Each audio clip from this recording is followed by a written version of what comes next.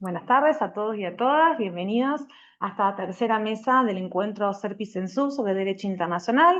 Mi nombre es Julia Espósito, soy coordinadora del Departamento de Derecho Internacional y voy a estar acompañando a los expositores en esta mesa.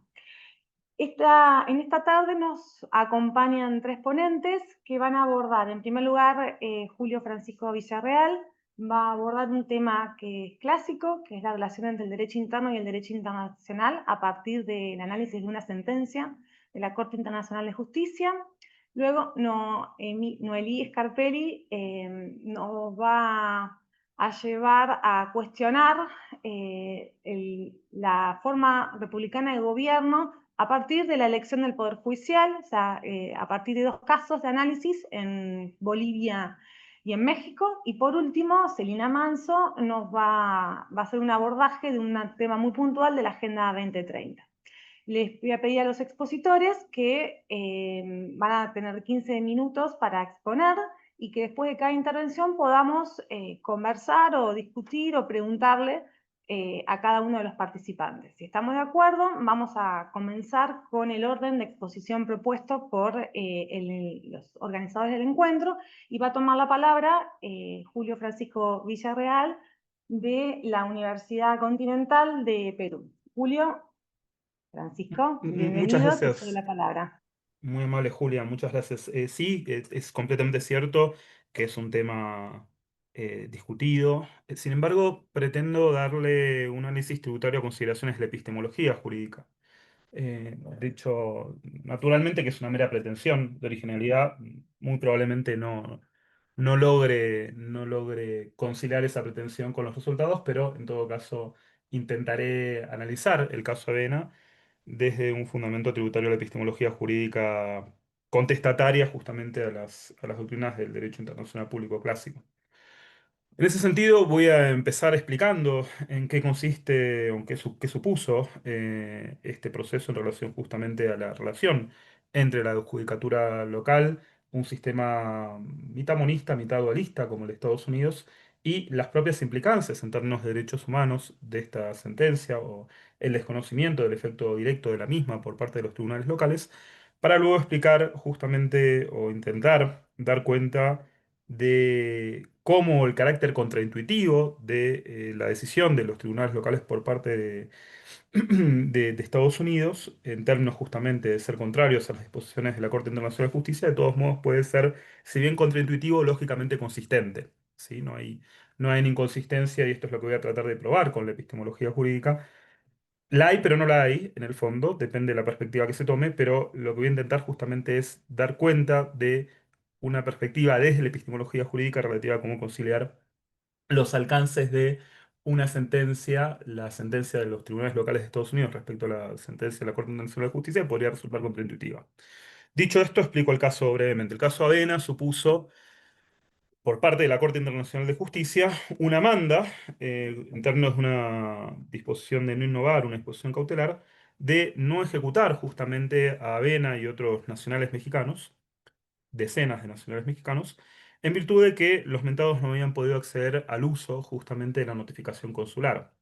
En virtud justamente de no haber podido hacer uso del derecho a la notificación consular respecto justamente al consulado de México, ¿sí? Del cual eran nacionales, eh, podría presumirse, no quiero entrar en la cuestión de fondo porque es muy compleja, pero existirían buenas razones en principio para predicar que el proceso no cumplió justamente con las mandas del debido proceso, al menos en términos ideales, de lo que debía ser justamente la defensa en juicio de Avena y otros nacionales. Esta consideración justamente y el hecho de que Estados Unidos hubiera firmado dos instrumentos, ¿sí? La Convención sobre Relaciones Consulares, el protocolo opcional sobre la resolución vinculante de disputas eh, justamente para las decisiones de la Corte Internacional de Justicia, implicaron justamente que la Corte Internacional de Justicia tenía jurisdicción en términos justamente de pronunciarse respecto al caso de Avena, es decir, justamente la jurisdicción de la Corte Internacional de Justicia al momento de predicar u ordenar la obligación de no innovar, ¿sí? Es decir, la cautelar respecto a la ejecución de Avena y otros nacionales mexicanos desde el derecho internacional público y desde estos dos instrumentos que habían sido firmados por Estados Unidos, debía ser indubitable, es decir, no existirían razones en sentido contrario para no incumplirlas. Aquí se abre una discusión extremadamente conducente en términos, justamente, o al menos a mí me parece sugerente o atractiva, en términos de cómo conciliar, como vos misma decía Julia, la relación entre el orden interno y el orden internacional. Porque primeramente hay que hacer una consideración en el punto. Si bien Estados Unidos tiene un sistema híbrido entre el monismo y el dualismo, es decir, es monista en términos de el artículo 2 inciso sexto de la Constitución de Estados Unidos, con una semántica muy parecida a nuestro artículo 31 de la Constitución, que establece que la Constitución, los tratados y las leyes firmadas en tal sentido, es decir, regulando las disposiciones de la Constitución, son la norma suprema de Estados Unidos. De todos modos, este principio normativo monista se concilia con, o debe conciliarse con las disposiciones de la Corte Suprema de Estados Unidos, que establece justamente o ascribe a una tesis eminentemente dualista, de conformidad a la cual inclusive tratados internacionales no serían susceptibles, firmados por Estados Unidos, no serían susceptibles de tener efecto inmediato o aplicación directa si no estuvieran acompañados por una norma local o, digo, principio básico del dualismo, o en su defecto, si estas disposiciones no hubieran contenido el efecto autoaplicable o autoejecutorio en términos de la propia semántica del tratado que firmara Estados Unidos, en términos, por ejemplo, del reconocimiento y la aplicación de una sentencia de un tribunal internacional, como el caso de la Corte Internacional de Justicia. Dada esta condición, es complejo y estoy tratando de presentarlo en los términos más sencillos posibles, pero dada esta condición, esta particular condición del sistema de Estados Unidos, eh, justamente la falta de una normativa local respecto a Texas, ¿sí? Respecto al estado de Estados Unidos en el cual se discurriera o se discutiera el caso de Avena, sería la que explicaría, en palabras de la Corte Suprema de Texas, la falta de aplicación directa y la falta de cumplimiento de las disposiciones de la Corte Internacional de Justicia, en términos de no innovar y no ejecutar Avena. Ahora bien, lo interesante en el caso es que justamente concurrió en el punto una disposición o un memorando presidencial en el cual se obligaba el presidente de Estados Unidos a adoptar una suerte de obligación de medios, en virtud de la cual le obligaba también a los tribunales de Texas de no ejecutar justamente a Dena. Lo relevante, lo sugerente del punto es que, inclusive con un tratado internacional e inclusive con un memorando presidencial, que en realidad es una orden presidencial, aquí interviene una cuestión semiótica, pero no voy a entrar en la misma, de todos modos, Avena fue ejecutado junto con otros nacionales mexicanos. La pregunta en este caso, y lo que me parece sugerente, es en virtud de qué consideraciones podemos analizar este supuesto, no ya desde el derecho internacional público, que como vos misma, con toda la razón, Julia, comentabas, bueno, no agregaría o no diría nada en el punto, al menos si uno tiene una pretensión de hacer este trabajo novedoso, ¿sí? Hay algunas consideraciones al margen que me gustaría hacer, como justamente la posibilidad, es decir, existían tres argumentos en función de los cuales, pese a el memorando presidencial y pese al hecho de que Estados Unidos hubiera sido signatario de este tratado internacional, es decir, de la Convención de Viena sobre Relaciones Consulares y su protocolo, de todos modos no podría haberse ejecutado la disposición de la Corte Internacional de Justicia. La primera es la relativa a las propias disposiciones de la Corte Internacional de Justicia que establecían justamente que los propios términos de ejecución del fallo Avena quedaban, digamos, sometidos a la discrecionalidad de los tribunales locales de Texas. La segunda es relativa justamente a la imposibilidad, en función de una consistente jurisprudencia de la Corte Internacional de Justicia, de que los propios particulares no podían invocar en el Foro Nacional disposiciones de derecho internacional propias de las sentencias de la Corte Internacional de Justicia, por lo cual Avena no se encontraría facultado a invocar estas disposiciones, pese a de todos modos que el Estado demandante, que la parte demandante fue México y no Avena. Y la tercera consideración es justamente esta, la relativa al orden, al propio orden normativo de Estados Unidos, en virtud del cual, justamente en virtud de este híbrido monista-dualista, se requería, en cuanto tal, una disposición local para hacer, conferirle, de hacer efectiva o conferirle efecto directo inmediato en el foro local a las disposiciones de la Corte Internacional de Justicia. Ahora, dado este supuesto, y dada esta, digo, hasta aquí fue meramente descriptiva la presentación, a mí me resulta particularmente sugerente preguntarme cómo entender este debate entre las jurisdicciones locales y las jurisdicciones internacionales. Particularmente me resulta sugerente preguntarme cómo entender justamente esta radical inconsistencia, ¿no? Es decir, existiría, digamos, si uno, ¿cuál es el argumento fundamental o la consideración que uno, independientemente del paradigma, ya sea un paradigma tributario a consideraciones locales o tributario a consideraciones de derecho internacional? Es decir, evidentemente, si uno separa desde una posición monista los fundamentos de legitimación de una sentencia internacional son propios al derecho internacional y se aplican directamente en el orden interno, y en el dualismo uno escribiría una tesis radicalmente contraria. Pero el punto radica justamente en que el protocolo y la propia Convención de Relaciones Consulares adscriben a presupuestos que son consistentes o tributarios a el orden internacional, como por ejemplo el debido proceso. De hecho, la propia Corte Interamericana en una opinión consultiva referiría justamente que en virtud del bien jurídico a ser tutelado en este caso, no había mucho que hacer por parte de los tribunales de los tribunales locales de Estados Unidos y debían allanarse a cumplir, ¿sí?, con la pretensión de la Corte Internacional de Justicia.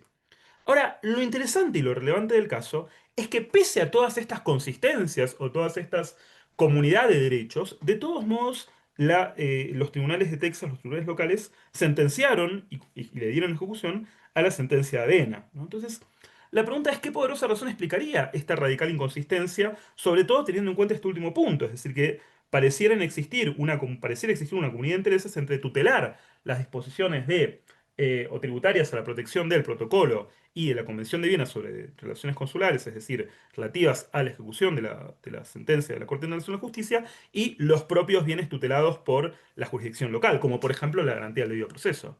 ¿Se entiende la pregunta? Es decir, ¿cómo podemos entender esta inconsistencia? En este punto, el derecho internacional no da respuestas. Es decir, uno puede escribir a una tesis, si se quiere, circular, relativa si se apela a una disposición del derecho interno a partir del dualismo o una preeminencia del derecho internacional a partir del monismo, pero sería muy difícil encontrar una respuesta consistente en términos de cómo conciliar esta pretendida violación de los derechos humanos, que se explica en definitiva en esta violación de esta consistencia normativa y lógica entre estas tesis, ¿no? La tesis de la defensa del debido proceso por parte de la Constitución de Estados Unidos y, sobre todas las cosas, de la Convención de Relaciones Consulares, ¿no?, y el protocolo. En este sentido, hay varias cuestiones a las que quiero apelar. La primera es que quiero sostener, digamos, o el trabajo provee a sostener, que en definitiva esta tesis no es susceptible de responderse en función del derecho internacional clásico. Es decir, como decía, el derecho internacional clásico ascribe decisiones o resoluciones eminentemente circulares o presupuestos eminentemente circulares que no dan cuenta de esta tesis. Por ende, la pregunta debería ser, o parecieran existir buenas razones para responder a esta pregunta respecto a la epistemología jurídica. En este sentido, quiero apelar a las tesis de Thomas Kuhn, ¿no? Thomas Kuhn sostenía que cada paradigma da cuenta de un sistema de preguntas y un sistema de respuestas, pero los propios términos de un tercer paradigma resultan no solo incontrastables, es decir, no solo su contenido es ajeno a un paradigma, sino inconmensurables también, es decir, los propios criterios de imputación de validez teórica o normativa o criterios de verdad le son ajenos a un tercer paradigma. Criterios como, por ejemplo, la discrecionalidad política son criterios que en definitiva le son radicalmente ajenos a la Corte Internacional de Justicia. Es decir, por ejemplo, en terceros casos, ¿sí? Lo tenía anotado aquí, pero en este momento se me escapa, Cortes locales de Estados Unidos le dieron ejecución directa, ¿sí?, a las decisiones de la Corte Internacional de Justicia. Eso explica en definitiva que los propios presupuestos, en términos de no ejecutar a un tercer nacional, los propios presupuestos de asignación de criterios de verdad y sobre todo legitimidad jurídica son eminentemente circulares y dependen de descripciones eminentemente paradigmáticas. Cada paradigma determina su propio criterio de verdad y su propio criterio de imputación de verdad, pero para peor, un paradigma no solo puede aislar una comunidad jurídica o una comunidad epistémica de determinados problemas normativos, sino de determinados problemas deontológicos. Es decir, evidentemente las cortes locales, las cortes de Texas, ascriben a presupuestos tributarios al debido proceso, ascriben a presupuestos tributarios al derecho a la vida. La pregunta en todo caso es, inclusive, Supongamos que se ascribe a un presupuesto relativo a la defensa de los derechos humanos. ¿Bajo qué presupuesto sería conciliable que un Estado haya firmado un tratado internacional tributario a la defensa de estos derechos humanos y no le haya dado el enforcement necesario al dejar de sancionar una legislación local para garantizar estos derechos? La respuesta desde el derecho internacional público, inclusive desde el derecho local, es radicalmente inconsistente. No es posible dar cuenta de una respuesta en términos normativos de una normatividad jurídica relativa justamente a esta pregunta.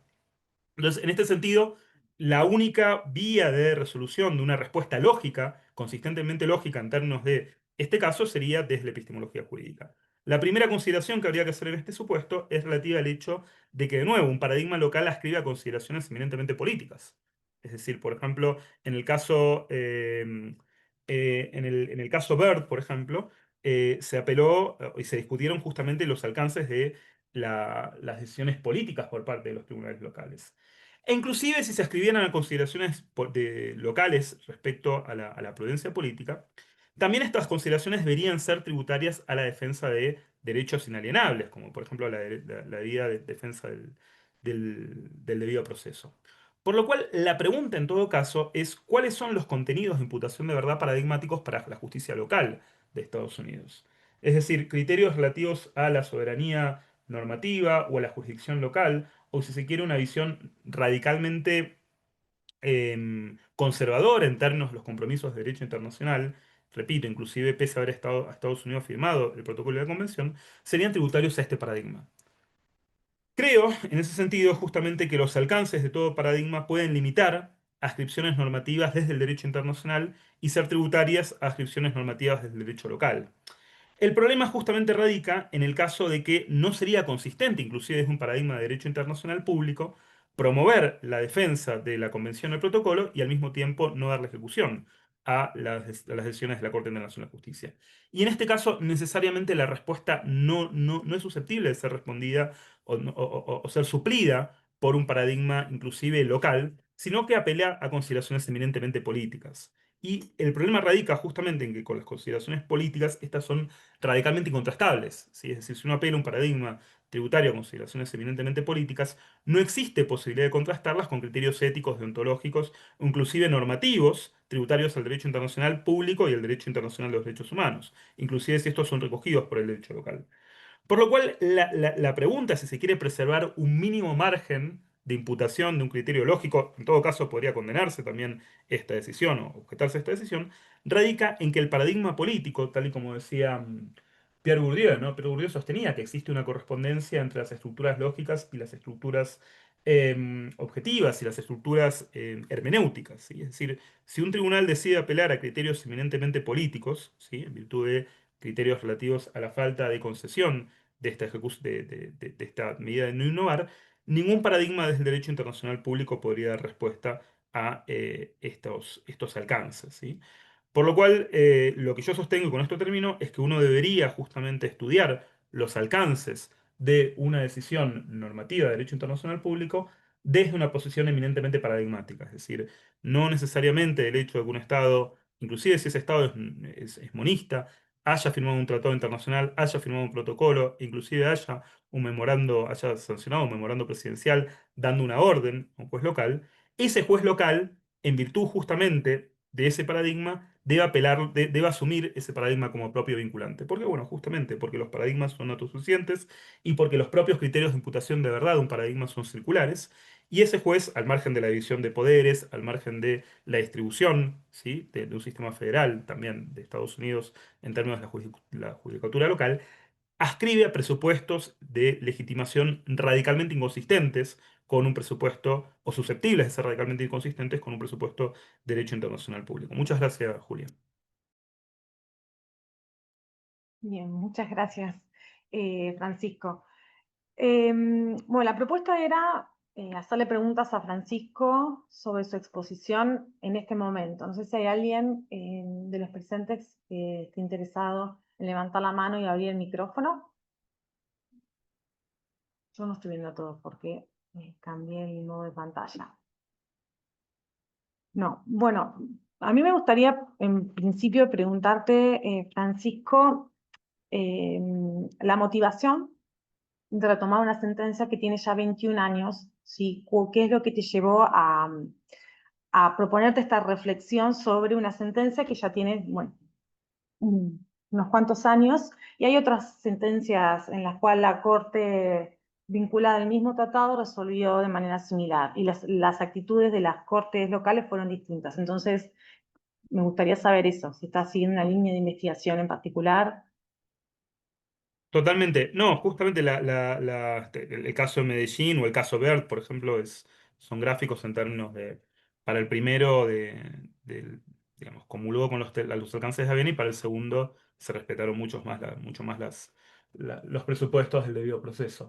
La respuesta es que el derecho internacional público ascribe una posición eminentemente circular, Julia. Es decir, si uno escribe una tesis tributaria al derecho internacional público, los alcances de Avena son condenables y si uno escribe una tesis radicalmente consistente a los alcances del derecho local, bueno, evidentemente existirían razones, al menos desde ese paradigma.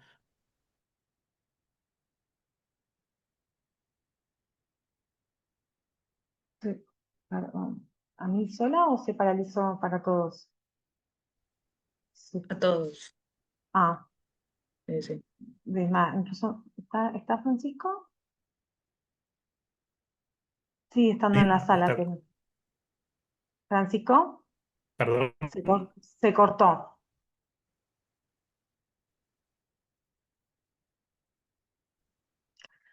Bueno, ¿me escuchan?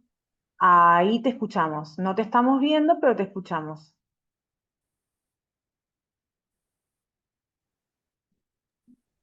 Ahí, No te preocupes, si no, lo que podemos hacer es seguimos con la próxima ponencia y en todo caso retomamos al final, ¿sí? Así que quédate tranquilo y hacemos así. Te silencio el micrófono de mientras tanto y continuamos. Entonces, le vamos a dar la palabra a Noelí Scarpelli, coordinadora del Departamento de Derechos Humanos del Instituto de Relaciones Internacionales. Noelí, si querés tomar la palabra. Hola, ¿cómo están? Bueno, ahí se ve bien. Ahí está. Faltaría ¿Está? abrir el PPT. Sí, ahí está. Perfecto. Bien. Eh, bueno, yo voy a hablar un poco sobre las elecciones judiciales mediante el sufragio universal que se sucedió la de México el 1 de junio pasado y en Bolivia vienen sucediendo desde la reforma de su constitución en el año 2009.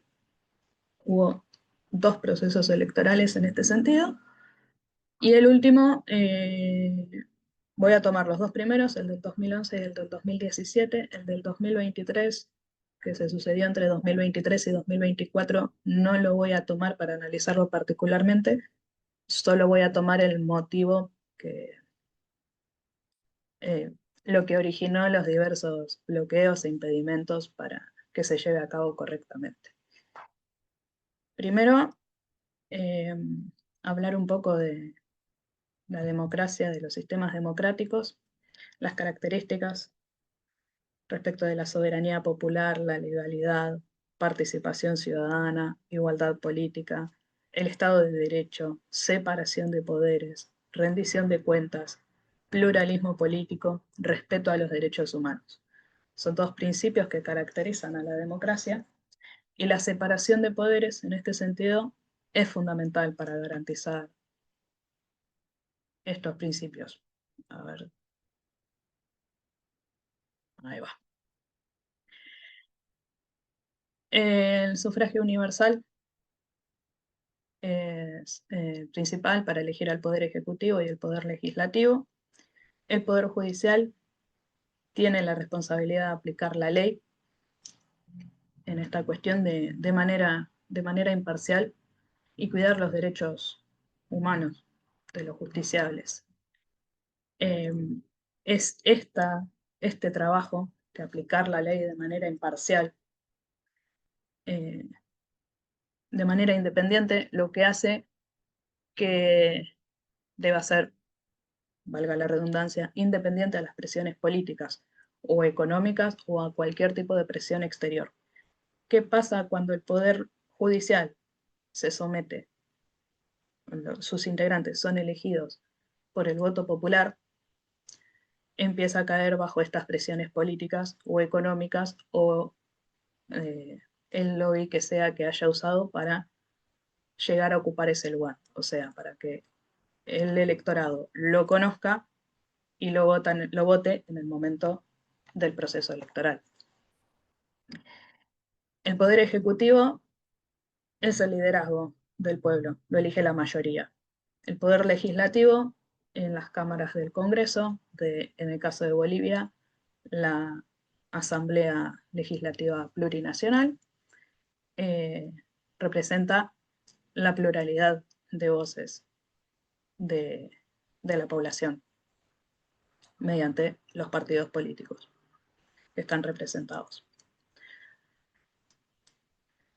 El Poder Judicial, ahí basa su legitimidad. La legitimidad de origen está en ese sufragio. El Poder Judicial tiene una legitimidad de origen en la independencia y se puede hablar de meritocracia, hablan varios autores. No en la representatividad, no representa al pueblo.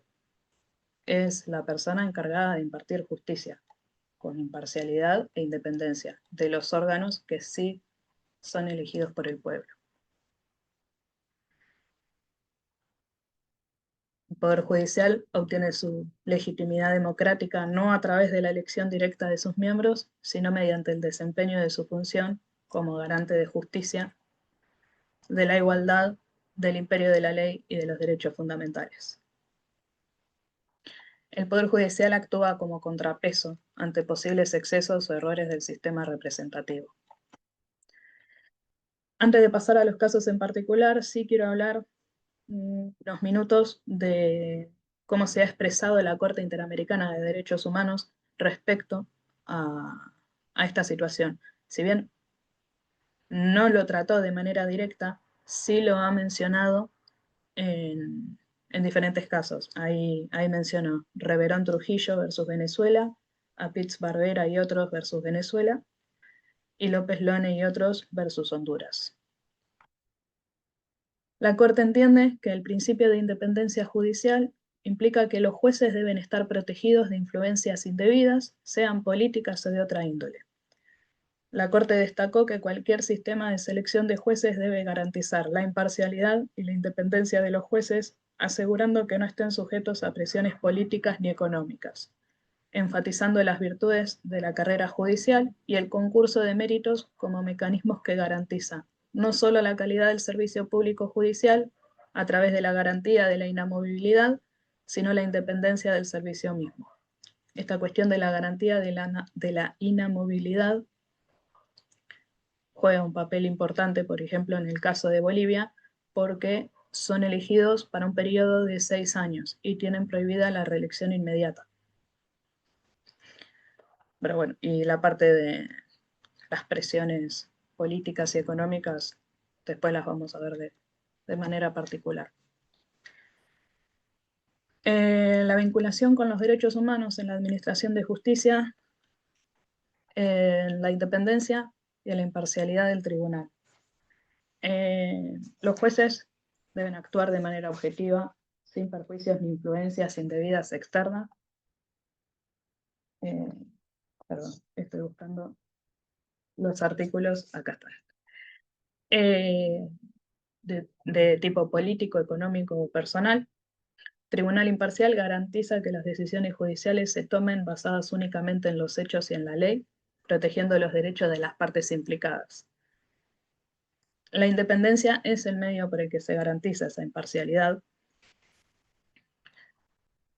Y esta imparcialidad es el derecho que protege a todas las personas, y la Corte Interamericana interpretó que es el derecho a un juicio justo, que incluye garantías mínimas como el acceso a un tribunal independiente, el derecho a ser oído y el derecho a una defensa adecuada. Estos derechos, ¿dónde están? Acá. Están incluidos, por ejemplo, en la Convención Americana sobre Derechos Humanos en los artículos 8 y 25, y en el Pacto Internacional de Derechos Civiles y Políticos en el artículo 14.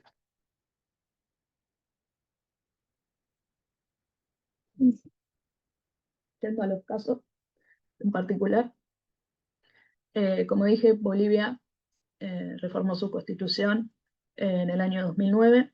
Su artículo 82 dice claramente que los magistrados van a ser elegidos por sufragio universal previa preselección de candidatos por 2/3 de los miembros presentes de la Asamblea Legislativa Plurinacional. Este diseño constitucional otorga desde el inicio un papel crucial de filtro a un órgano eminentemente político como la Asamblea Legislativa Plurinacional. Es decir, siguen pasando, la elección de los jueces sigue dependiendo del órgano legislativo. El primer filtro es eminentemente político. Para pasar el primer filtro hay que negociar con la política, con el poder legislativo en este caso. Poder elegido por el pueblo, sí, pero el primer filtro hay que pasarlo por la Asamblea Legislativa. Dos leyes que explican el procedimiento de este artículo 182. La ley 025, que reguló los requisitos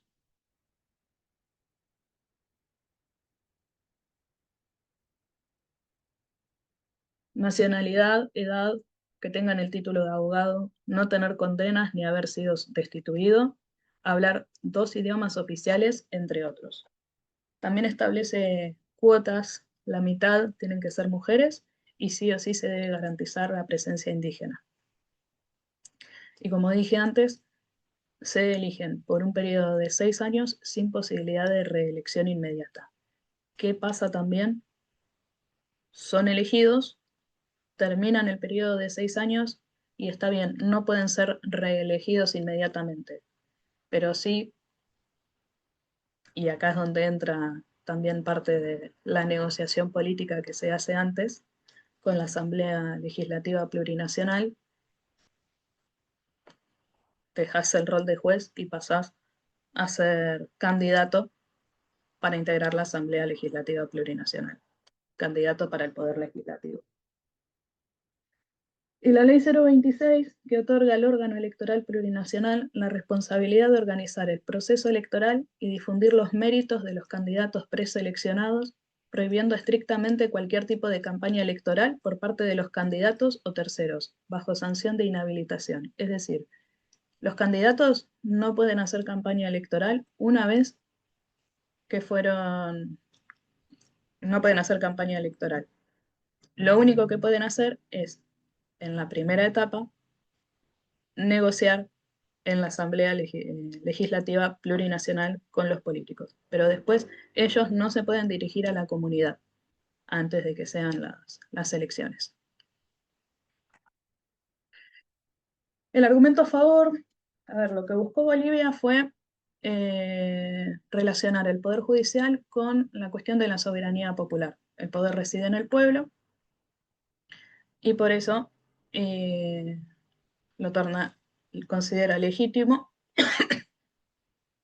perdón, considera legítimo que el pueblo elija a quienes ocupen los altos cargos del Poder Judicial de Bolivia. Se argumentó que la elección directa generaría una mayor rendición de cuentas de los jueces ante la ciudadanía y permitiría una mejor representatividad de la diversidad plurinacional del país en las altas cortes. Se esperaba contribuir a disminuir las denuncias por corrupción en nombramientos anteriores, realizados por el Congreso. Esa parte no se modificó. La palabra final la tiene el pueblo, sí, pero la primera palabra la sigue teniendo el Congreso. Los argumentos en contra, el principal es la politización, que es esto que vengo hablando. Sigue siendo un poder político el que decide quiénes son aptos para ocupar un cargo. Básicamente lo que se dice que esta ley institucionalizó esa politización, no la sacó sino que la institucionalizó. La erosión de la independencia judicial, la independencia judicial es un pilar del Estado de Derecho. Eh, los estándares internacionales, ya lo dije antes, la Corte Interamericana, el sistema interamericano entiende la independencia judicial como un pilar del Poder Judicial. Dudas sobre la competencia técnica respecto a la idoneidad. El pueblo no participa en esa instancia previa de conocer la carrera judicial y el por qué después va a ser uno de los posibles candidatos electos para ocupar un alto cargo judicial. Y problemas en la difusión de méritos. Las misiones de observación electoral de la OEA en las elecciones del Poder Judicial de Bolivia argumentaron que, yo les había dicho, que el órgano electoral plurinacional es el encargado de difundir los méritos para que la gente sepa la carrera de los candidatos. Sin embargo, la OEA lo caracterizó como muy deficiente esa difusión. Lo que caracteriza en cuestión de resultados en las elecciones en Bolivia es la cantidad de votos nulos y votos blancos. En el 2011 fueron el 57%, en el 2017 alrededor del 65%. Es muy elevado. Si hay algo que caracteriza la legitimidad, ese porcentaje de votos que recibe, tener más de la mitad de votos nulos, legitimidad de origen muy fuerte. ¿Se escucha bien? Estaba entrecortando un poco, Noelia, un poquito. Ok. ¿Sigo o repito algo? No, creo que podés seguir, se entrecortó, pero se escuchó. Ok, bien. Una de las cosas que yo les decía, ceder las presiones externas a nivel político. Esas presiones externas a nivel político que estuvieron en la crisis política de Venezuela en el año 2023, 2024, y este año tuvimos las elecciones presidenciales y se va a dar la segunda vuelta en octubre, provocó impedimentos y bloqueos para la elección del Poder Judicial que se tenía que realizar en el año 2023. Se realizó a medias entre el 23 y el 24. Acá lo que les decía, las misiones de observación electoral de la OEA señalaron problemas, problemas y problemas. Deficiencias en la preselección, falta de criterios claros, transparencia limitada, posible influencia política. La influencia política va a estar porque hay que negociar con la política para ser candidato. Y después, ¿qué pasa cuando sos elegido? ¿Sos el juez imparcial o respondés a esas negociaciones políticas que tuviste que hacer previamente para poder ser candidato? Problemas con la difusión de los méritos, lo que dije antes, insuficiente.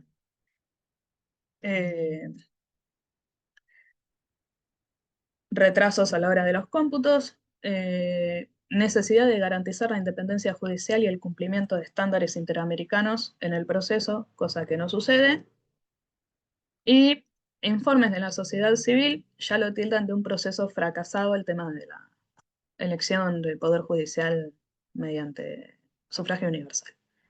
Pasando a México, la reforma judicial se hizo en el año 2024 y la primera parte de las elecciones se produjo el 1 de junio pasado, donde no lo puse acá, pero se eligieron alrededor de 800 cargos.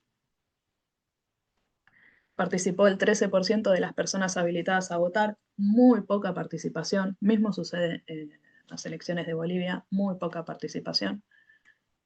13 millones de personas. Tengamos en cuenta que, por ejemplo, el año pasado fueron las elecciones presidenciales, donde ganó Sheinbaum, y hubo 60 millones. Creo que no lo puse acá. Ah, sí, comités de evaluación. Bueno, ¿cómo se llegan a elegir, a estar los candidatos para que la gente vaya a elegir? Cada uno de los tres poderes estableció comités de evaluación integrado por 5 personas técnicas jurídicas. Llamaron a convocatoria. ¿Qué pasa? Poder Ejecutivo estableció unos requisitos, Poder Legislativo estableció otros requisitos, Poder Judicial estableció otros requisitos. Ya desde el vamos era un caos. Por ejemplo, el Poder Judicial estableció que rindieran 3 exámenes y eso les iba a dar la posibilidad de ser candidatos o no, de enviar la lista de candidatos al Senado, porque después de esto las listas de cada uno de los comités se enviaba al Senado para hacer, para pulir la lista y recién después que salieran todos los candidatos, se conocieran todos los candidatos.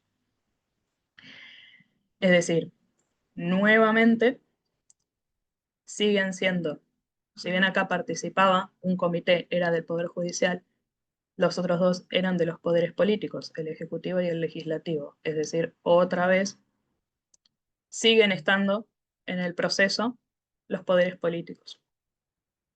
Eso no varía. ¿Qué pasa en sí en estos 2 casos que venimos hablando?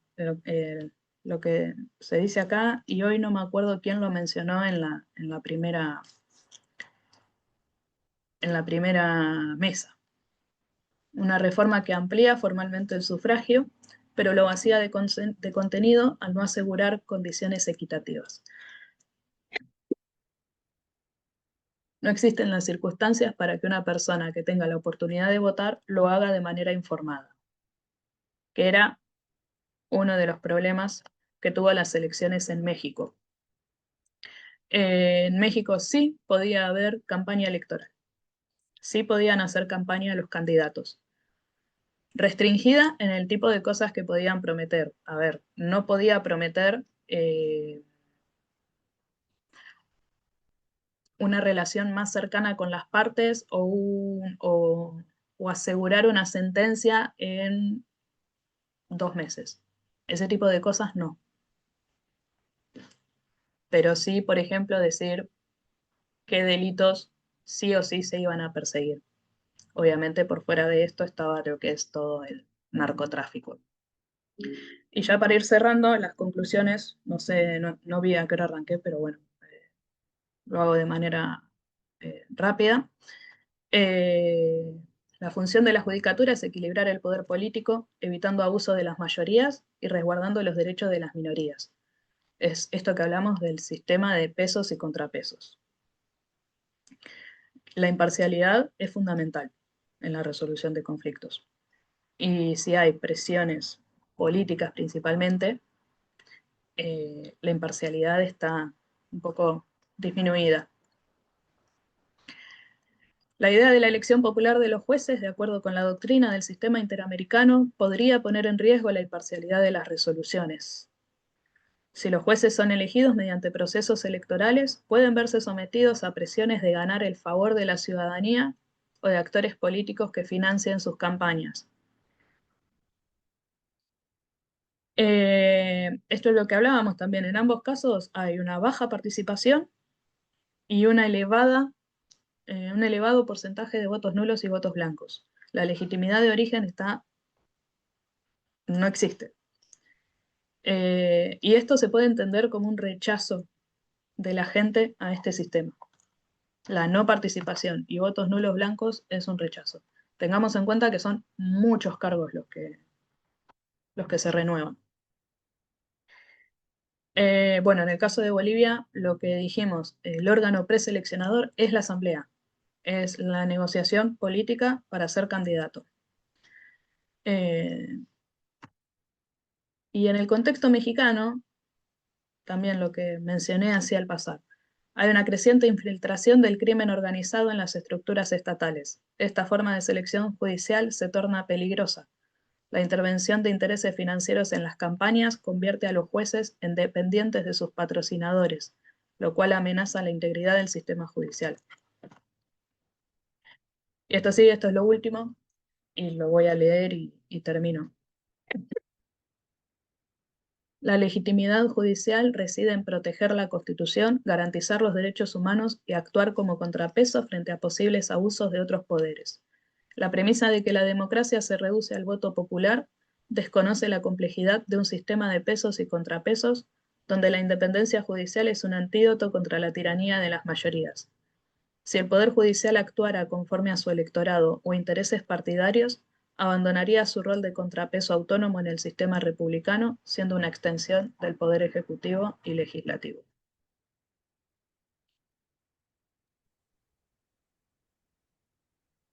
Listo, tenía que dejar de compartir. Bien, muchas Eh, gracias, Noé.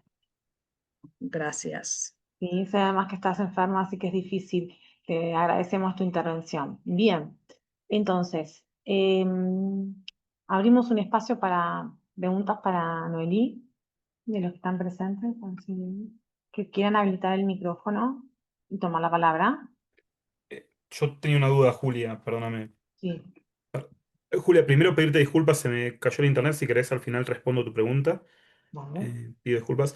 Noelia, vos sabés que yo tengo la misma duda que vos, ¿no? Porque evidentemente el argumento jeffersoniano, ¿no? El argumento del carácter contramayoritario de la revisión judicial, sobre todo la revisión judicial de constitucionalidad, ¿no? De que los abusos de las mayorías no pueden ser controlados por las minorías, por las mayorías, da lugar justamente o explica la fundamentación última del sistema de revisión contramayoritario. Es decir, que son las propias minorías las que tienen que controlar a las mayorías.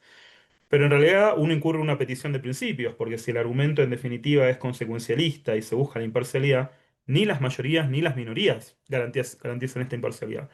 Por el contrario, si uno apela a un argumento habermasiano, las minorías serían mucho más propensas a ser parciales que las mayorías, ¿no? De hecho, en la mayoría de los países de América Latina, la mayoría de los jueces son hombres, son conservadores, son, bueno, poco progresistas, y son reaccionarios respecto a los derechos, por ejemplo, de la mujer. En Perú no son pocos los casos en los cuales el derecho a la interrupción del embarazo, el derecho al matrimonio igualitario, fueron, por ejemplo, por el propio Tribunal Constitucional de Perú, fueron limitados de manera grotesca, ¿no? Y lo último que se hizo fue proteger los derechos de las mayorías. Por el contrario, se protegieron las perspectivas y los paradigmas de una minoría elitista limeña, muy conservadora y muy religiosa, ¿no? Por eso igual no tengo una respuesta, Noelia, para esto, para esta cuestión, no la hay, pero quería preguntarte tu opinión, ¿no? ¿Qué pensás de este argumento contramayoritario que tiene evidentemente sus problemas? Muy interesante, Noelia, y de nuevo, no tengo una respuesta, simplemente una pregunta que yo no pude responder. Seguramente vos podrás responderla mejor que yo. Gracias, Noelia. Claro, el tema, yo no sé, por ejemplo, en Perú cómo es el medio de elección de los altos cargos del Poder Judicial. Entiendo que debe ser como en la mayoría de los países, terna presentada por el Ejecutivo con consenso del Senado, candidato presentado por el Ejecutivo con consenso de alguna de las cámaras del Poder Legislativo. Eh, ya partiendo desde ahí, vos podés llegar a saber cuáles son las decisiones que van a tomar. Eh, pasa, por ejemplo, bueno, pasa en Estados Unidos, pero yendo a los ejemplos que puse yo, Bolivia, fue la Corte la que permitió la candidatura de Evo Morales en su momento, la última candidatura, porque ya había eh, pasado esta situación de candidatos eh, de personas que integraron los altos cargos del Poder Judicial establecidos por el MAS, que eran mayoría en la Asamblea. Entonces, ya partiendo desde ahí, no es cuestión de que minorías estén en el Poder Judicial a la hora de establecer una decisión de carácter vinculante sobre un conflicto. Está en esa parte previa. No sé si entendí si va por ahí la consulta. Perfecto, perfecto, no Eh, hay muchas gracias. y no hay nuestro sistema tampoco es el mejor, nuestro sistema es pura y exclusivamente político a la hora de decidir esos cargos. Eh, Creo que hay algunos países de Europa que lo tienen exclusivamente eh, de esto que podemos llamar meritocracia, que es pura y exclusivamente un órgano creado por el Poder Judicial y que se encarga que los cargos de jueces son electos a partir de concursos en los que se evalúa con exámenes, pero son los menos. Creo, tengo entendido que tampoco son muchos países de Europa que lo tienen. Pero después no hay una minoría, va a depender de eso. De hecho, ahora Estados Unidos, el tema de ir contra el New York Times. Donald Trump sabía que iba a tener la mayoría de la corte a su favor, por ejemplo. Eh, Viene ligado por ahí. O sea, de las presiones externas, el Poder Judicial no puede esquivar. Bien. Bueno, no, muchas gracias. Le voy a ceder la palabra a Celina para que lleguemos bien con el tiempo que tenemos asignado. Celina Manso, que también forma parte, es docente e investigadora en el Instituto de Relaciones Internacionales. Celi, si quieres habilitar tu micrófono. Sí, ya lo habilité, ¿se escucha bien? Bien, hola, buenas tardes a todos y todas. Yo voy a hacer un cambio vuelta de página completa respecto a los temas que hablaron mis compañeros con anterioridad y me voy a centrar en uno de los temas centrales de agendas globales de desarrollo que mi ponencia apunta a informes nacionales voluntarios, Agenda 2030 en el marco de América Latina. ¿Sí? Así que vamos a abandonar el tema jueces y casos por el momento.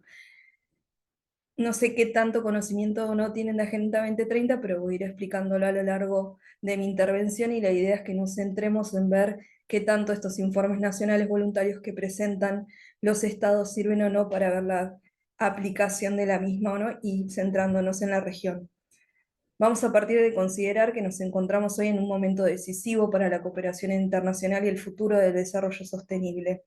Faltan 5 años para que se cumpla la meta fijada de cumplimiento de la Agenda 2030 y la evidencia es clara. El mundo está lejos hoy en día de alcanzar los objetivos de desarrollo sostenible que en ella se plantean, y eso tiene muchas causas. Podemos culpar las crisis simultáneas que están ocurriendo, climáticas, sanitarias, económicas, humanitarias, de gobernanza, de geopolítica. Es decir, ha habido avances a lo largo de estos 10 años de aplicación de la agenda, pero también ha habido grandes retrocesos y podemos encontrar muchas cosas o muchas causas a lo largo de estos 10 años, pero estamos intentando, mi ponencia va a intentar validar por qué aún sigue vigente. Tenemos que partir que considerar que la pandemia de la COVID marcó un punto de inflexión que reveló y profundizó las desigualdades estructurales que afectaban al mundo en general y en especial a los países de nuestra región. A la par de esto, existe una crisis climática que es innegable, que muestra una cara cada vez más devastadora con fenómenos extremos que golpean economías y sociedades más frágiles, es decir, todos están sufriendo las consecuencias del cambio climático, pero los países, en nuestro caso los países del sur, sobre todo los del Caribe, son los que más sufren las consecuencias y los que más dinero tienen que invertir a la hora de intentar reconstruir todos los daños que están causando las crisis climáticas en la actualidad. Pero la crisis que hoy nos interpela, o la crisis más importante que estamos abordando en temas de cooperación y sobre todo de Agenda 2030, es también una crisis de confianza en financiamiento y en el multilateralismo. En este momento, supongo que todos saben, se está llevando a cabo la sesión ordinaria del segmento de alto nivel de la Asamblea General, donde todos los presidentes van y exponen su postura en sus discursos muy cortitos de qué esperan que sucede este año, qué están haciendo sus países, cómo están abordando los problemas actuales, y en muchos de esos discursos, sobre todo en los de región, se habla del problema de la crisis de la confianza en el multilateralismo. Entonces, un tema que nos interesa, es actual, y volver a crear esa confianza en el multilateralismo y esa capacidad de entender a la sociedad internacional de una manera más solidaria es necesario para lograr el cumplimiento de esta agenda. Hay muchos informes de diferentes tipos académicos, sociedad civil, think tank, de la propia Naciones Unidas que hablan de la Agenda 2030, que hablan que en este momento la agenda está en una encrucijada, que es necesario revitalizarla a través de compromisos renovados, o se corre el riesgo de que se convierta en un marco aspiracional incumplido, debilitado aún más por ataques que están sufriendo en los últimos años, y lo que llevaría a, hoy en día, 5 años del plazo para su cumplimiento, darla por perdida, es que se siga debilitando aún más el marco de la cooperación internacional como la conocemos. Es precisamente en este punto donde sí surge la importancia de por ahí de repensar qué mecanismos de seguimiento y rendición de cuentas están enmarcados en la agenda, qué calidad de datos tenemos hoy en día para sustentar las decisiones que giran en torno al cumplimiento de los objetivos de desarrollo sostenible, y esta necesidad de construir alianzas amplias, eficaces, más allá de lo que puedan hacer los estados, para que todos los actores de la sociedad internacional impulsen al cumplimiento de esta agenda. Quiero partir de hacer una breve referencia de cómo está el estado de situación actual de la Agenda 2030. Estamos a una década de la adopción, a 5 años de que llegue el plazo de cumplimiento, y el diagnóstico, no les voy a mentir, es preocupante. Los informes de seguimiento muestran que de los 17 Objetivos de Desarrollo Sostenible, solo un número muy reducido, alrededor de un tercio en lo que es América Latina, mantienen una trayectoria positiva. No es que se van a cumplir, mantienen una trayectoria positiva. 2/3, ya he dicho CEPAL en diferentes informes, que no se van a alcanzar, que es imposible que se alcance el cumplimiento. Entonces, estamos en un momento de repensar las estructuras y qué va a pasar con esta nueva agenda a nivel global, y sobre todo en nuestra región. La idea, no puedo hablar de lo global, pero sí enfocarnos en América Latina. La pandemia, ya lo mencioné con anterioridad, fue un momento de quiebre. No vamos a negar que a nivel mundial y sobre todo a nivel regional impactó fuertemente en todos los objetivos de desarrollo sostenible. Pero no solamente eso, en todos los ámbitos de la vida. En temas como pobreza tuvimos retrocesos como décadas atrás no existía en América Latina. Surgió un índice impensado de gente que ingresó tanto a pobreza como pobreza extrema. El hambre volvió a crecer. Alcanzó cifras también que nunca habíamos tenido en la región. Los sistemas educativos se interrumpieron, dejando a millones de niños y niñas jóvenes fuera de las aulas. Se vio con claridad la brecha digital que existe, sobre todo en nuestra región, y cómo la gente que hoy en día no puede acceder a Internet en situaciones de crisis como las que vivimos en el COVID quedan completamente desplazados. Sumado a eso, las brechas de género.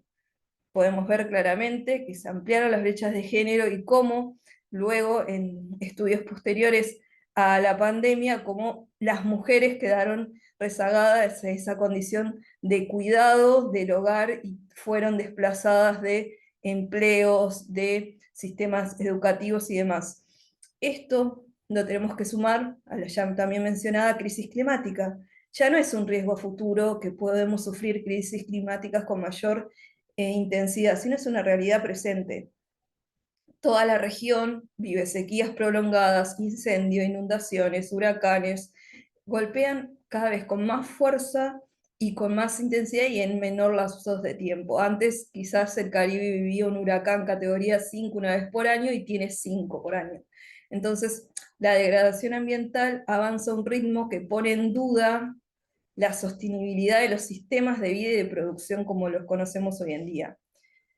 Y otro de los grandes temas que también quiero abordar es el financiamiento. Nosotros estamos hablando de una agenda de desarrollo que tiene 17 objetivos de desarrollo sostenible, todos muy ambiciosos y que si se alcanzaran estaríamos en un mundo mejor, pero para poder alcanzarlos necesitamos financiamiento.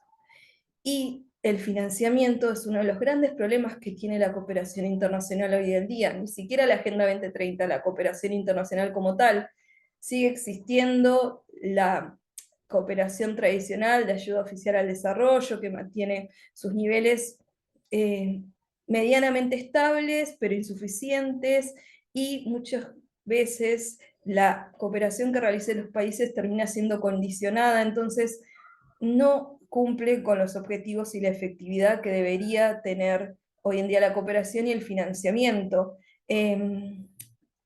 En el mes de julio, en Sevilla, España, estuvo la 4ª conferencia de financiación para el desarrollo y ahí quedó plasmada la brecha de 4.000 billones de dólares que se necesita para poder cumplir con los objetivos, no solamente con los objetivos de desarrollo sostenible, sino con todos los objetivos en las diferentes agendas de desarrollo. Entonces, estamos en un momento de crisis de financiamiento y sin ir más lejos en ese financiamiento quizás utópico, que sea apuntado a cada uno de los objetivos en particular, el financiamiento que se podría lograr en el caso de que se decida en nuestros países de la región por ahí aliviar la deuda externa que tiene, lo que generaría para nuestros países que se pueda perdonar o intercambiar parte de su deuda externa en determinada aplicación de objetivos de desarrollo sostenible.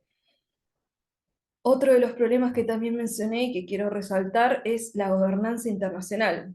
Estamos en un momento de profunda crisis de legitimidad. Si ustedes pudieron seguir o están siguiendo esta sesión de la Asamblea General con la intervención de los presidentes, todos hablan como de la crisis del multilateralismo, la fragmentación del multilateralismo y la necesidad de reforzar este multilateralismo. Y uno de los escenarios para poder reforzar el multilateralismo es Naciones Unidas, son, en el caso de la Agenda 2030, los foros regionales de desarrollo sostenible, el de nosotros funciona en el marco de la CEPAL, y también la cooperación internacional en general. ¿Sí? Hay que empezar a fortalecer la cooperación internacional en general. A grandes rasgos, si vemos este panorama, sería bastante gris y mostraría como que la Agenda 2030 podría dirigirse ya a un fracaso por la insuficiente y la desigualdad de las respuestas que se están llevando a cabo hoy en día respecto a la agenda, la brecha entre las ambiciones de los países con respecto al cumplimiento de la agenda. Hoy en día la agenda está siendo muy atacada por muchos estados que dicen que el cumplimiento no beneficiaría a nadie, que es una agenda con intereses políticos ocultos, o que es una agenda que intenta marcar la conducta que deberían tener los estados, cuando no es así. Nada de eso es cierto. Y frente a este panorama complejo que enfrenta la Agenda 2030, la comunidad internacional puso en marcha diversas respuestas para sostener la agenda. Que, aunque esas respuestas lograron que existan avances relevantes, sigue habiendo límites que tenemos que seguir resaltando. Uno de los espacios más destacados, y que quiero mencionarlo porque si lo desarrollo en profundidad no me va a alcanzar el tiempo, es que la Agenda 2030 se pensó como una agenda universal. Universal quiere decir que debía ser aplicada a nivel global, regional, nacional, y si bien no estuvo reconocida en la agenda, con posterioridad también entró a jugar mucho la pata local, todos los que son los gobiernos locales. Entonces, para seguir el cumplimiento y fomentar esta agenda, los foros regionales de desarrollo sostenible, el foro político de alto nivel del ECOSOC y los informes nacionales voluntarios, los VNRs, son muy importantes. ¿Por qué? Porque la agenda fija su propio marco de seguimiento y la herramienta más eficaz que tienen los estados para decir cómo están implementando esta agenda son estos informes nacionales voluntarios. A pesar de que existen desafíos que ya identificamos, como el financiamiento, es un desafío realmente muy extremo, sobre todo para nuestros países de la región, que son todos países en desarrollo. La reducción que hay en financiamiento es muy grave y la realidad es que repensar las agendas de financiamiento es algo necesario. La brecha de datos, que también ya se las mencioné, pero quedó plasmada con la pandemia. La realidad es que si no tenemos un acceso digital igualitario, es muy difícil que los países puedan desarrollarse en condiciones de igualdad. Y otra de las brechas que considero que es importante que identifiquemos es la brecha de datos. Nuestra región es una de las regiones más afectadas en cuanto a la falta de datos en diferentes temáticas. Si bien ha avanzado mucho, los institutos nacionales de estadística han avanzado a la hora de readecuar sus mediciones para poder saber si se están cumpliendo o no con los objetivos de desarrollo sostenible, sigue siendo una gran deuda. Seguimos debiendo esa parte de tener datos de calidad, ya sea porque hay falta de recursos, personal, capacidades, sigue siendo una deuda pendiente que no nos permite medir de manera real y efectiva cómo estamos o cómo avanzamos hacia el cumplimiento de esa agenda, por lo menos en nuestra región. Y otro de los objetivos, otro de los desafíos, perdón, que también quiero identificar y que no mencioné con anterioridad, es la exclusión de actores claves. Hay una realidad en América Latina, la agenda es una agenda que no busca ser aplicada solamente por los estados, sino que busca que tanto sociedad civil, academia, sector privado, sindicatos, think tanks, todos los actores internacionales se sumen a su implementación. Y la realidad es que no todos los estados abren a la práctica esta participación de diferentes actores en la implementación y el seguimiento de la Agenda 2030 a nivel nacional, y eso es algo que se debería revertir. Independientemente de que ya les mencioné muchos de los desafíos, también la agenda brinda oportunidades claras. ¿Sí? Hoy en día tenemos oportunidades claras para reencaminar esta Agenda 2030, y el punto de partida primero es reconocer que estamos a tiempo. ¿Sí? Tenemos los próximos 5 años para marcar la diferencia entre un fracaso colectivo o un salto cualitativo hacia sociedades más justas y sostenibles e inclusivas. Entonces, la primera oportunidad que quiero que identifiquemos es que los informes nacionales voluntarios se pueden mejorar. Los informes nacionales voluntarios tienen un enorme potencial para convertirse en verdaderos instrumentos de rendición de cuentas y aprendizajes. Para ello se debe cumplir con ciertos estándares de calidad, como por ejemplo, no ser informes completamente repetitivos de un país de la región, no sé, Bolivia presenta su informe nacional voluntario y dice que está haciendo con los 17 Objetivos de Desarrollo Sostenible. Al presentar su segundo informe, debería no solamente decir qué está haciendo, sino si se comprometió en el primer informe con futuros pasos o objetivos a cumplir, es decir, tener una conexión entre ambos informes y permitir ver la continuidad entre ambos. Por otro lado, creo que es necesario fortalecer los foros regionales porque es el espacio de encuentro de todos los países y de puesta en común de qué estamos haciendo y de armar a nivel regional posturas para llevar después al foro político de alto nivel. En tercer lugar, creo que deberíamos repensar la idea de cooperación internacional, que es algo que se está haciendo en la arquitectura, y ver de todas las formas tradicionales de cooperación, norte-sur, sur-sur, triangular, cuál sería la más beneficiosa para impulsar hoy en día la agenda. Después, dejar o intentar que se deje de atacar a la agenda como algo utópico, como algo que viene también a imponer ideas o intentar que los estados hagan cosas de manera obligatoria, sino que se la empiece a pensar como un fin o algo que busca el bien común. Después tenemos que enfocarnos quizás en los datos. Es importante reforzar los datos, avanzó muchísimo gracias a todos los métodos y Naciones Unidas ha impulsado mucho que los sistemas estadísticos nacionales avancen en cuanto a sus mediciones, porque es algo muy necesario para poder medir real si se está cumpliendo o no la agenda, y también volver a brindar la confianza en el multilateralismo como lo conocemos, y volver a impulsar la necesidad de ver que la Agenda 2030 fue concebida como un pacto global, y su revitalización requiere de un multilateralismo renovado. ¿Qué significa esto? Crear como mecanismos más efectivos de participación de los países en desarrollo, en la toma de decisión, no sé, garantizar financiamiento justo y accesible, asegurar compromisos que quizás se traduzcan en acciones verificables, es decir, todo esto es necesario. Y ya para finalizar, porque si no me voy a pasar de tiempo y Julia me va a llamar la atención, quiero terminar con estas reflexiones.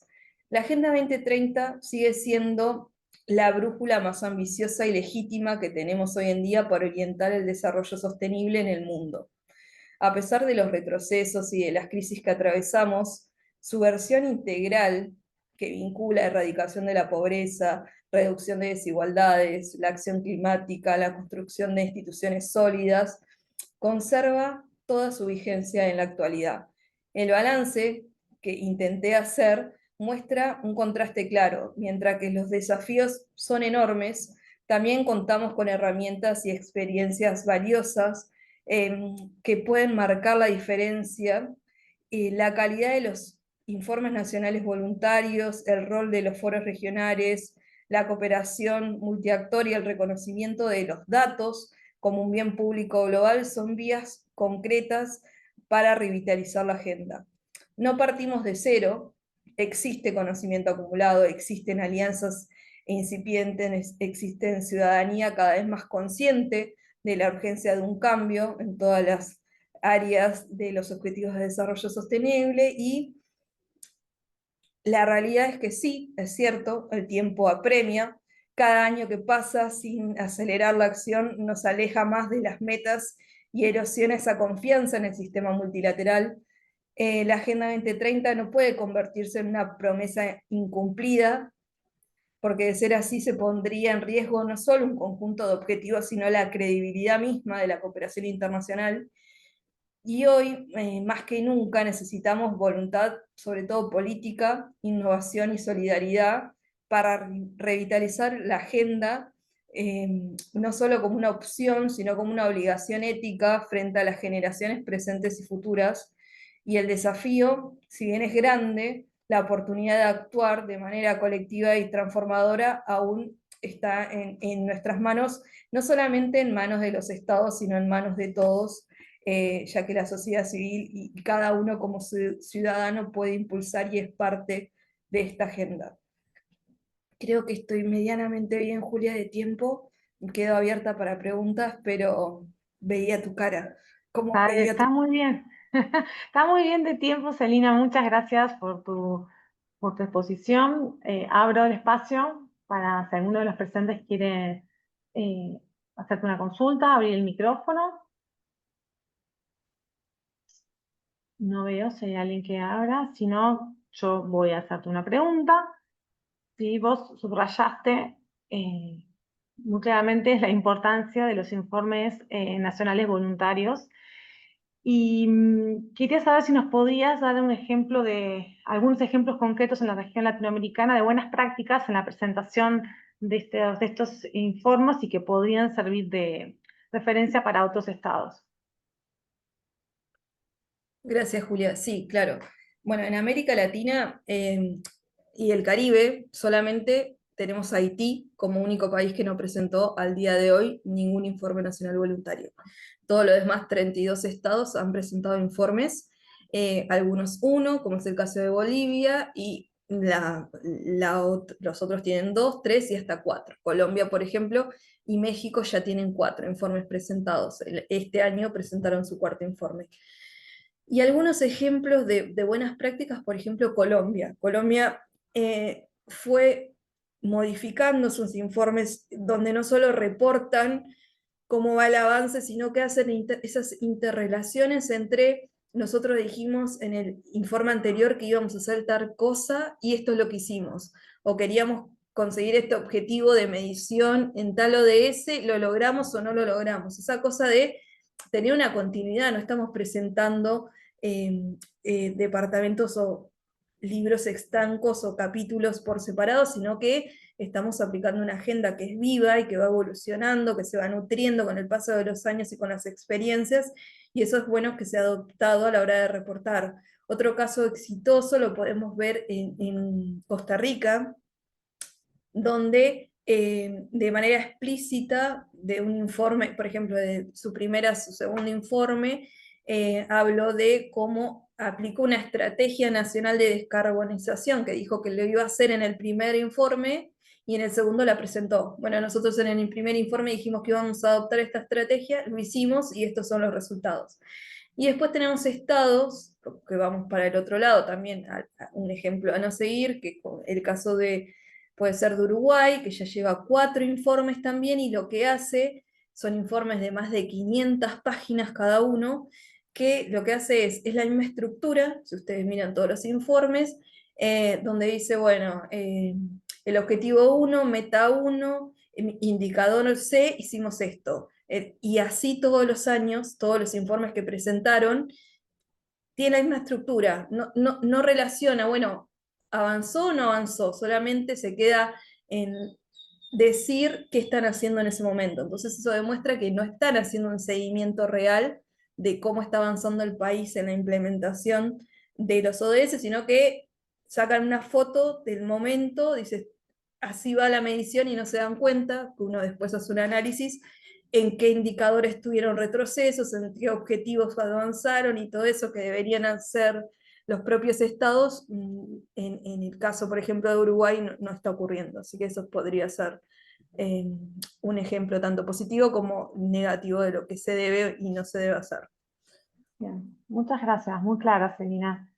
Nos estamos ya terminando con el tiempo. No sé si, Francisco, quisieras cerrar con la respuesta que quedó pendiente del inicio. Sí, cómo no, muchas gracias, Julia. Simplemente quería comentar que, es decir, como vos muy acertadamente decías, estoy completamente de acuerdo contigo. Entender los términos de la respuesta respecto a un análisis de el caso Avena desde el derecho internacional nada haría ni nada agregaría. Lo interesante justamente es preguntarse por qué en función de la coincidencia, es decir, de nuevo, ¿no? Hay dos universos de respuestas completamente válidas, ¿no? El primero es tributario al hecho de que, y estas dos, aquí radica la pretendida originalidad del trabajo, si uno apelara, es decir, las respuestas desde el derecho internacional se filian en la premisa de que se trata de compartimientos estancos, ¿no? Escriba uno al monismo o al dualismo, eventualmente puede tener una respuesta favorable o desfavorable a otorgarle legitimidad al dictum de los tribunales locales de Estados Unidos en términos de no respetar o no ejecutar, vale la redundancia, la sentencia de no ejecución o de no innovar de la Corte Internacional de Justicia respecto al caso Avena. Ahora, la primera respuesta partiría, de nuevo, en el trabajo hay una cápite donde hay dos respuestas con pretensión de originalidad, ambas contradictorias entre sí, pero eso no está su pretendida originalidad. La primera sería tributaria al hecho de que no habría razón de ser en términos sobre todo de la existencia de un obligado en derecho internacional público, de que ese obligado justamente suscribe un tratado internacional, si ese tratado internacional luego es susceptible, sobre todo si tiene un protocolo como la Convención de Viena de Relaciones Consulares, o- de eventualmente en cuanto tal no tener efecto directo, sobre todo si las propias premisas a las que provee ese efecto directo son tributarias a consideraciones que también la Constitución de Estados Unidos eh, respeta o ampara, es decir, por ejemplo, el debido proceso. Si uno parte de que la notificación consular es tributaria a los alcances del debido proceso, igual esto se discute en Avena, no tengo tiempo de desarrollarlo aquí, necesariamente uno tiene que concluir que forzosamente es cuestionable, en virtud justamente de esta comunidad de intereses, en términos de intereses jurídicamente protegidos o tutelados, entre el protocolo, la convención y la propia Constitución de Estados Unidos, devendría en irrazonable e ilegítima las resoluciones de la Judicatura Local de Texas respecto a no cumplir con la sentencia de la Corte Internacional de Justicia y en efecto ejecutar a Beno. Pero el problema radica justamente en el hecho de que, independientemente de los alcances del monismo y el dualismo, los propios alcances de todo sistema normativo, en tanto sistema paradigmático de imputación de verdad y legitimidad, son autosuficientes, ¿sí? La epistemología jurídica, desde Thomas Kuhn a la fecha, sostiene que cada paradigma establece sus propios criterios de verdad e imputación de verdad, ¿no? Y de legitimidad. Pero sobre todas las cosas, no solo de verdad, sino de criterios de merituación de la misma, es decir, la discrecionalidad política, es decir, en términos justamente de el hecho, y la propia Corte Internacional de Justicia la reconoce al establecer que los tribunales locales de Estados Unidos pueden aplicar la sentencia de la Corte Internacional de Justicia en los términos que ellos entiendan, sería un presupuesto de este paradigma, ¿no?